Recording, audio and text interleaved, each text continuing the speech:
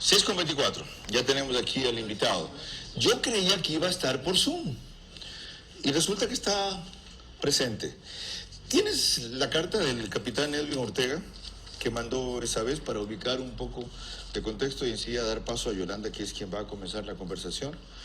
¿Ya? ¿En qué términos contestó a Correa ese mail que le costó el quedarse fuera de la carrera militar? Ok. Ahí está. Esto dice, queridos soldados de la patria, el 5 de febrero me comuniqué con ustedes por esta misma vía para informarles sobre la situación de la compra al ISFA de los terrenos donde hoy se ubica el magnífico Parque Samanes en Guayaquil. En aquella ocasión les informé el problema que evidenció la Procuraduría General del Estado por un pago en exceso de $41 millones que hizo el Ministerio de Ambiente al ISFA por esa compra, violentando normas legales. Ese es una comunicación de Rafael Correa. No, yo quiero el mail de él. Las 200 páginas. ¿Ah? ¿200 páginas? Las 2 siguientes páginas. Ese que dice un soldado de aire, mar y tierra. Exacto. Ok, aquí está. Dice, acciones administrativas dentro de Midena que han entorpecido nuestros trámites. Una página anterior, no después. La de acá. ¿Esta? Exactamente. Sí. Primeramente, señor presidente, agradezco su misiva, que de lo que conozco ha sido enviada por correo electrónico a todos mis compañeros de armas, más y menos antiguos, lo que me causa sorpresa. Sorpresa porque es la primera vez que alguien de su investidura envió un mensaje masivo. Dice luego, sufrimos un ataque en donde caímos como prisioneros. La patria existe desde siempre y hasta siempre, y ha sido, es y será de todos. Después, hemos sido informados oportunamente de todos los desatinos en nuestra contra, incluyendo el débito arbitrario e ilegal de nuestros fondos del ISFA. El ISFA es el Instituto de Seguridad Social de las Fuerzas Armadas, no se confundan con el ISPOL, que es la bronca del momento. La única violación legal fue hecha por quien dio la orden de dicho débito y de todos los funcionarios que cumplieron esa orden. Estoy de acuerdo con usted, señor presidente, la verdad no exige fuerzas, por lo que la única verdad es que el gobierno tiene una deuda pendiente con el ISFA y debe ser cumplida porque así lo pedimos los beneficiarios. Y como ecuatoriano yo también pregunto, ¿por qué estos últimos años ha tomado usted decisiones que hasta el más joven de la tropa consideraría atentados contra nuestra moral y bienestar? Vaya usted a creer que algún político se está ayudando a redactar esta carta. No. Resumo tantas acciones de las que me acuerdo. Intenta dividir desinformando en las sabatinas. Recuerdo cuando a nuestros retirados en alguna de sus alocuciones los trató despectivamente, o cuando a héroes de guerra, como el general Moncayo, le dijo troglodita. El retiro de decanes, desgaste mediático de nuestra imagen cuando desinforma, entrega de colegios militares y liceos navales al Ministerio de Educación, acciones administrativas dentro de el Midena, cierre de agregadurías, proyecto del libro 4, fortalecimiento de SENAI y debilitamiento de la Dirección de Inteligencia de Fuerzas Armadas, aceptación de las FARC como grupo en conflicto, mas no como terroristas, oficiales, tropa, tripulantes y Policía Nacional juzgados por delitos de lesa humanidad por atentados contra derechos humanos cuando existía el grupo terrorista ABC, remoción de la cúpula militar por no estar de acuerdo con los políticos del régimen, hospitales militares pasaron al sistema de salud pública, comandantes por expresar sus ideas sancionados o removidos del cargo, empresas productivas que administrábamos entregadas al Estado, ahora con problemas financieros.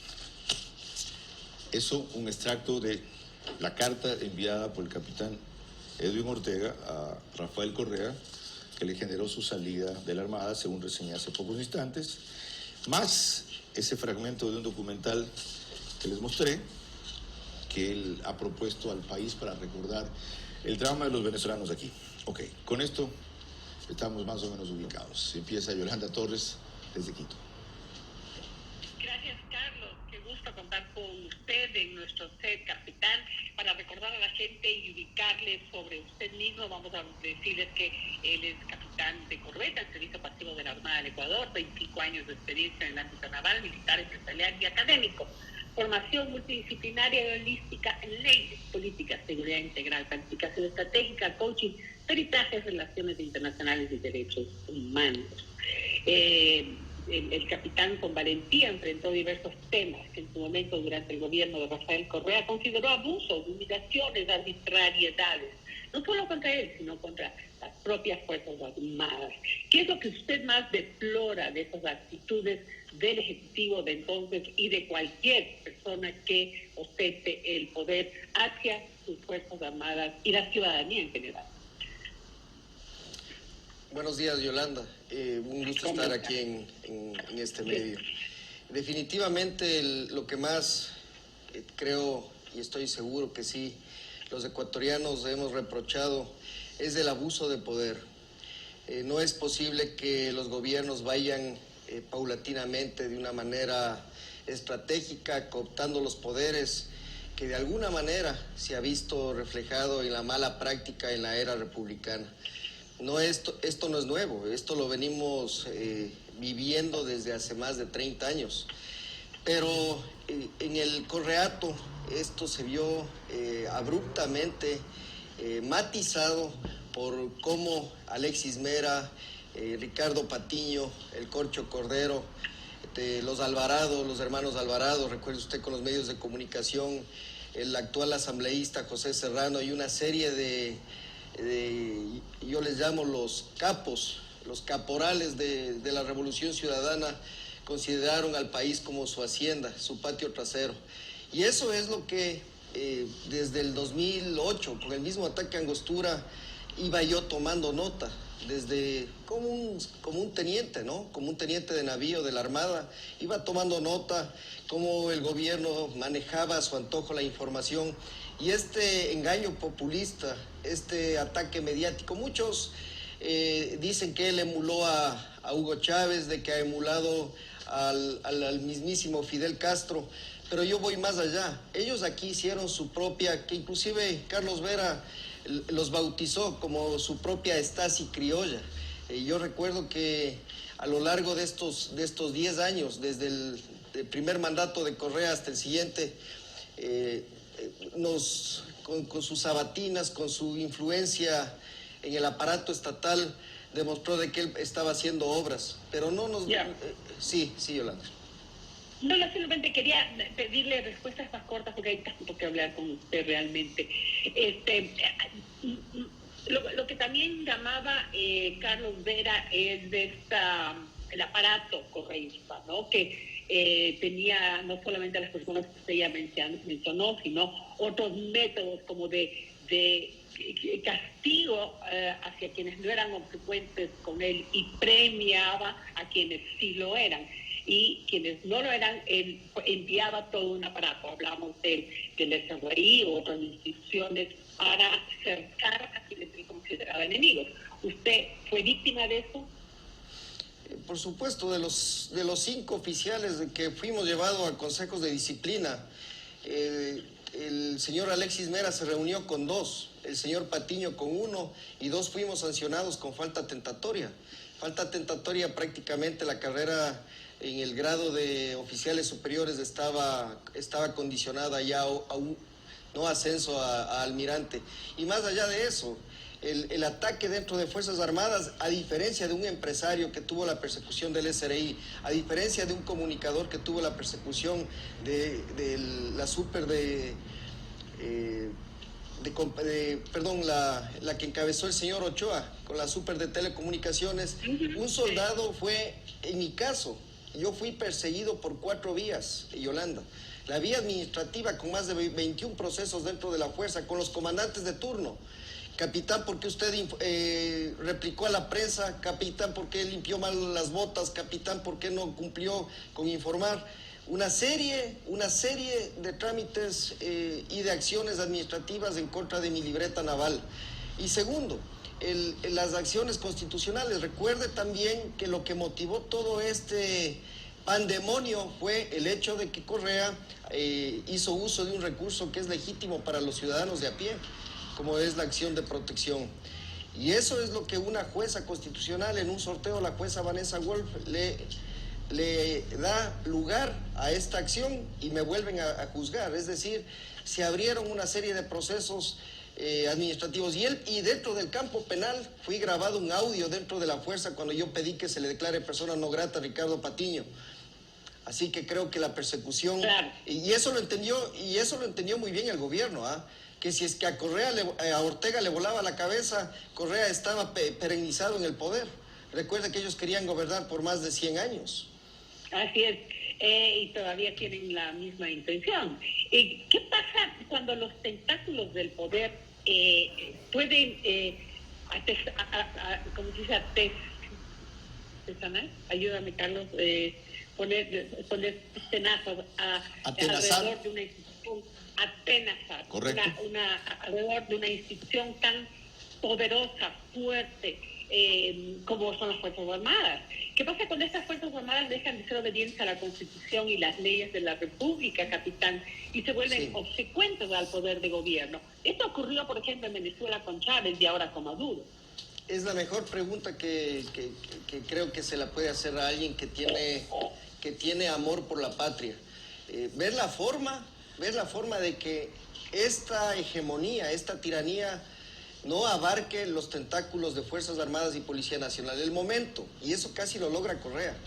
Recuerda que mi carta fue llevada a la palestra, él mismo la llevó en 2 o 3 sabatinas en el año 2016, en los albores de la revolución.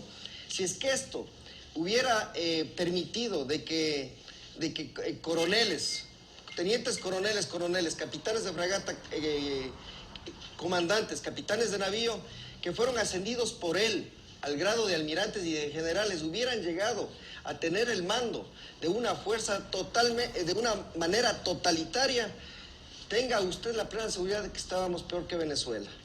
La cuestión es la siguiente: si es que nosotros no levantamos la voz, si es que nosotros no hacemos uso de nuestras herramientas democráticas, de nuestras herramientas legítimas, sin siquiera tener cargo público, esto se nos viene encima. Es por eso que yo he hecho esta campaña de no al socialismo del siglo XXI, de no a la tiranía, porque bien o mal, más allá de lo que digan las encuestas, cuando yo recorro el país, Yolanda, me doy cuenta de que la gente no conoce los tentáculos ni los alcances del socialismo del siglo XXI. Ok, a ver, finalmente, ayer estuve viendo una hora de entrevista que le hizo Carlos Vera hace 5 años. Hace 5 años en el programa A Quemarropa, y es impresionante lo actual que está este programa. Por supuesto. Ustedes al final decían que Rafael Correa no volvería, que él ya, si bien su gobierno había sido peligroso, decía usted, él ya no tenía opción para regresar. Carlos Vera dijo, sin embargo, no hay que desestimarlo como enemigo. Ahora, ¿cómo actualizando esas palabras del día de hoy? ¿Qué diría usted? Porque para mucha gente también será, bueno, este muchachito, este capitán, se metió con el poder de una forma irrespetuosa a través de un mail. Pero, ¿cuál es el peligro para el país o para el ciudadano común, que le llaman, de tener un tipo de régimen autoritario? Si es que no se escribía la carta, el gobierno no destinaba todo su esfuerzo que tenía destinado para la campaña electoral del 2017 para pagar el incendio dentro de Fuerzas Armadas. Fue el caso mediático más cubierto durante 3 meses. Segundo, Yolanda, el libro cuarto sigue en el horno, el libro cuarto sigue en la asamblea, esperando que alguien tome la decisión. En el siguiente gobierno, Dios no quiera, gane Arauz, para que su bloque, que me imagino que con fraude será la mayoría, tampoco esperemos que así sea, revivirán lo del libro cuarto. Y el libro cuarto es la Stasi criolla, es la Guardia Pretoriana de Correa, es quitarle poder a las Fuerzas Armadas y a la Policía Nacional. Tercero, lo que usted está viendo fue y tiene un solo responsable, tengo que decirlo lamentablemente, fue el presidente Moreno, que se dio cuenta muy tarde de las consecuencias del socialismo del siglo XXI, cuando el ministro de Relaciones Exteriores, el canciller Valencia, recién 2 años después de pleno mandato del presidente Moreno, le declara a Maduro como no presidente de la República y le señala a Guaidó como el presidente interino. Es decir, hay un montón de cuestiones que si no se toman cartas en el asunto, y le digo algo, y está en la carta, los miembros del Faro Vive Carajo, aunque usted no lo crea, no porque tengan o no tengan armas o porque hayan sido terroristas, son un peligro. Los Latin Kings, mucha gente que formó parte y forma parte del gobierno de Correa, están en sus filas. Y esta gente es la que recluta gente mala. Y de esos tenemos que tener mucho cuidado. Gracias, capitán. Sobre este montón de temas tendremos que seguir conversando. Por lo pronto, vamos con Carlos Vera, que tiene mucho más para usted desde Guayaquil. Gracias, Yolanda. Buen día. Gracias a los dos. A ver, yo no leí toda la parte de la carta suya a Correa. Hay otra que se la voy a repetir. El final. Pare de mentirnos, que el país necesita la verdad y que se sancione tanta impunidad y corrupción. Dedíquele fuerzas a eso, no a meterse con instituciones serias y honestas de siglos de tradición. Usted era un capitán de la Marina en servicio activo. Se le habla así a un comandante en jefe de las Fuerzas Armadas a cuenta de que pidió responderles. Yo asumí el riesgo, Carlos. Y eso se lo dije en algún momento. Entonces estuvo bien merecido. No los 10 de rigor, porque eso, si es que en el argot militar se le considera una falta de respeto, eso sería una falta grave. Y no lo que hicieron. ¿Usted le habla así a un vicealmirante o le hablaba así a un almirante? Por escrito les he pedido acciones. No, en esa época les hablaba. A dos comandantes corruptos sí les dije. Sí. En esos términos. En esos términos. ¿Verbalmente o textualmente? A uno verbalmente y a otro textualmente. Ok. Usted quiso ser candidato a la presidencia de la República y hacer un movimiento propio. ¿Quiénes no lo dejaron? El dinero. No hubo dinero para eso, Carlos. Y luego intentó ser candidato por otro movimiento en Tungurahua. Correcto. ¿Quién lo bloqueó? Tengo entendido que fueron las dos fuerzas políticas más grandes en Tungurahua. ¿Qué son? La 6 y Alianza País. De paso, allá nos siguen por Extrema 92.5 FM y en Ibarra por Alborada 90.3. Ahora, producido eso, ¿por qué le ha dado por esto? Vean a lo que me refiero.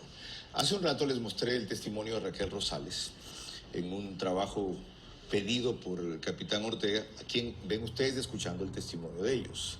En lo que evidentemente es un esfuerzo por decirle al país en otro lenguaje, no me crean a mí, crean a los venezolanos que han venido a dar en el Ecuador.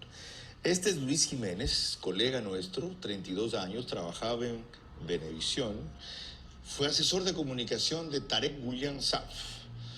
¿Quién es este angelito? Primero fue defensor del pueblo, luego es fiscal general en Venezuela, fichado por los Estados Unidos como narcotraficante. Luis Jiménez se vino al Ecuador hace 4 años, no huyendo todavía a su país, pero al ver esa realidad y compararla con la nuestra, se quedó. Conózcanlo. Aunque Venevisión fue un sueño, pero fue difícil porque tenés la traba de la censura. El gobierno, todo lo que tú proponías para el noticiero, cuando era en contra de ellos, obviamente le daban una vuelta, te mandaban a darle una vuelta al manejo de la información, tratarle de ver el lado positivo, si fuera muy malo. Llegabas a un momento en el que tú mismo como periodista te autocensurabas, porque ya sabemos que con esta persona no nos podemos meter. Obviamente un día sacamos una información no muy favorable de este señor de Tarek El Examen cuando él era vicepresidente de la República. Prácticamente me amenazaron en el canal con despedirme. Trabajando en Venevisión, también tuve la oportunidad de trabajar en la Defensoría del Pueblo de mi país. Tenía 2 trabajos y los 2 eran muy buenos puestos realmente, ¿no? Y la situación en Venezuela cada vez empezaba a golpearme más la economía. En la Venezuela de los años 90, a principios de 2000, tú con un buen trabajo, con 6 meses, tú podías comprarte fácilmente un carro o podías dar una inicial para una vivienda. Eran tiempos totalmente diferente. Por eso es que esta crisis nos golpea tanto. No te garantizan un derecho a la salud, no te garantizan un derecho a la alimentación. Tienes que hacer una cola hasta de 2 días para comprar harina pan, arroz, cualquier producto alimenticio. De hecho, mi mamá tiene una enfermedad en los pulmones y no consigue sus medicamentos. Yo tengo que hacer el esfuerzo desde Guayaquil para que ella pueda comprárselos allá. Y a veces no los consigues también por la gran escasez. Esto es una doctrina, el socialismo del siglo XXI, que llegó para venderle a la gente, o sea, a los pobres, riqueza o bienestar. Y realmente sí, al principio sí, te dan eso, pero posteriormente cuando te quitan todo. Y créeme que es bastante duro, porque Venezuela, de ser un país rico, pasó a no tenerlo nada. Entonces yo les pido a los ecuatorianos que por favor piensen bien en quién le va a dar su voto en estas próximas elecciones. Yo no quiero que este país, que me ha abierto las puertas, se convierta en mi país, en Venezuela. 6:43. ¿Por qué hay por lo menos un 25% de ecuatorianos, capitán, que no le cree a testimonios como estos, o si les cree no le importa? Inclusive, Carlos, el mismo hecho de verlos en las calles y verlos retornar en la pandemia. Ya te digo, tengo la oportunidad de andar en moto y en este tipo de documentales, pude palpar esa realidad.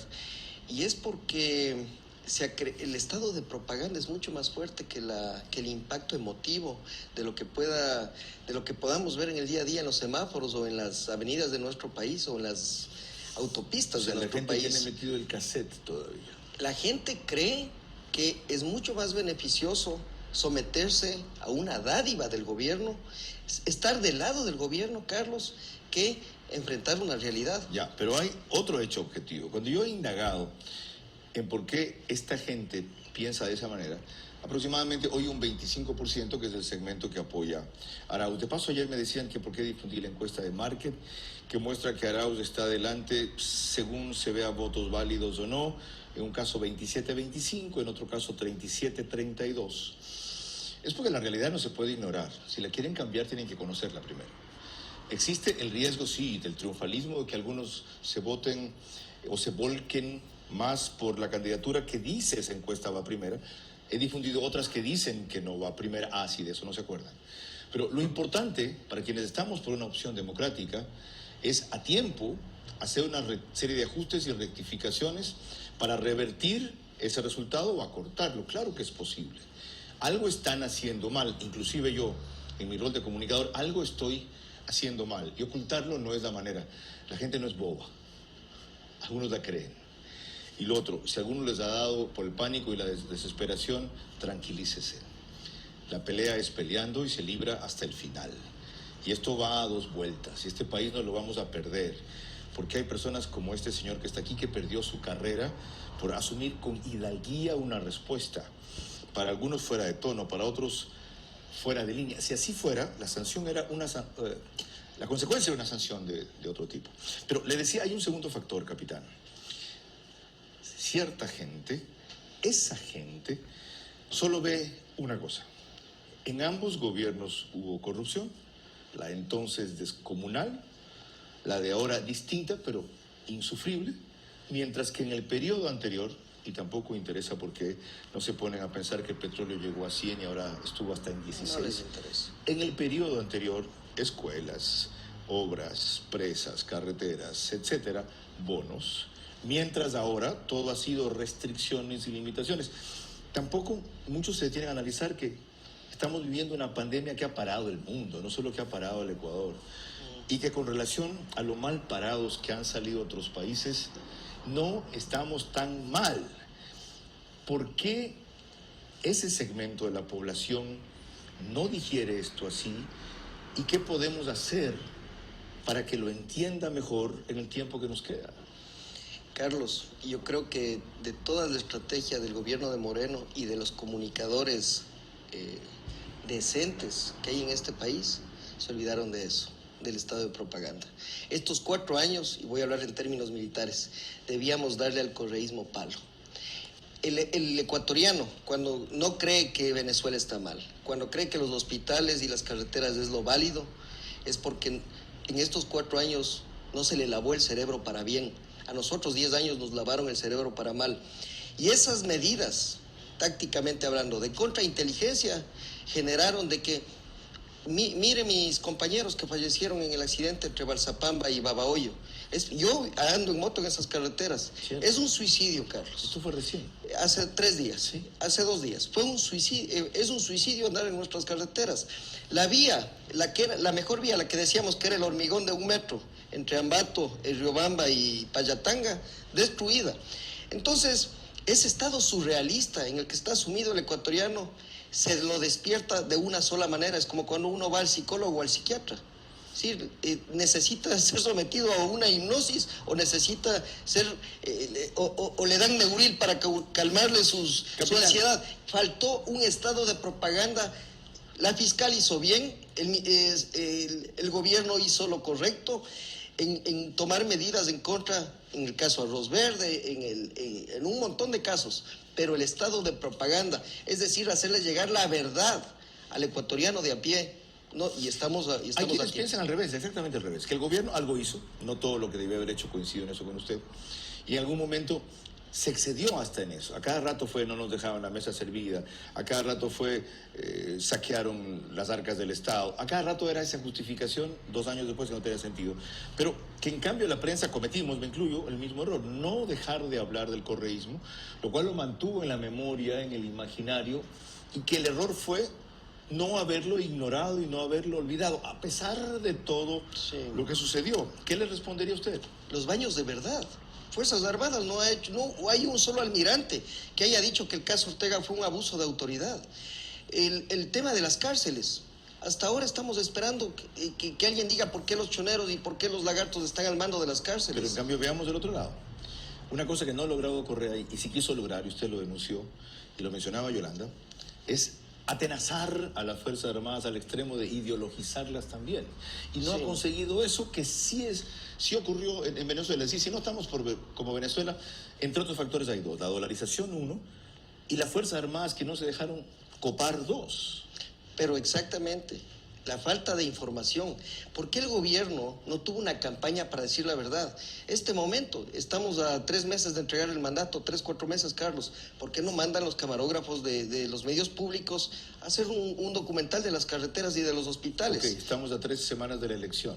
¿Qué cabe hacer? El problema es que hay mandos medios dentro del morenismo que todavía dan cuentas al prófugo de Bélgica. Qué increíble. Ese es el problema. ¿Como quién, por ejemplo? ¿Usted puede citar casos que conozca? Racines, del Ministerio de Justicia. El que andaba a todo lado como cargándole y pasándole los cafés a Alexis Mera. ¿Qué es Racines ahí? Sé que es del 2º o 3º del Ministerio de Justicia, y si no, creo que ya le mandaron de embajador. Ministerio que desapareció. Que Ahora desapareció. se llama Secretaría. Secretaría. ¿Alguno más? Hay un montón. ¿En las Fuerzas Armadas No, quién? la misma asesora de Moreno. La misma asesora. ¿Qué se llama? La esposa de Casar, La el abogado doctora Casar. Johanna Pesantes. La doctora Pesantes. ¿Que fue qué en el gobierno de Correa? La número 2 en la presidencia en materia de asesoramiento legal. Ahora, y en el gobierno de Correa fue ministra de Justicia. Ministra de Justicia, correcto. Y yo conté una vez, ¿sabe qué me dijeron cuando hice la misma objeción que usted? Si conoces a alguien mejor en materia jurídica y constitucional, recomiéndamela. Le dije, no hice ese reclamo para poner a alguien que yo recomiende, sino para que ustedes corrijan algo equivocado. Capitán, gracias por su presencia y por su lucha. Hay muchos más de los que usted cree que se la reconocemos. Huelga decir lo que usted ha dejado en el camino por esto. Pero si algo le sirve, aún con sus excesos, que yo los comprendo, más bien a veces me sorprende cómo se ha controlado tanto. Hay quienes lo admiran y lo apoyan. Pero más que eso, las lecciones que ha recordado este militar que dejó su carrera por hablar como hombre y no como esclavo, para quienes todavía las puedan retener, es importante que no se lleguen a olvidar. 6:52. Cuando prosigamos, Caridad Vela, secretaria de Comunicación.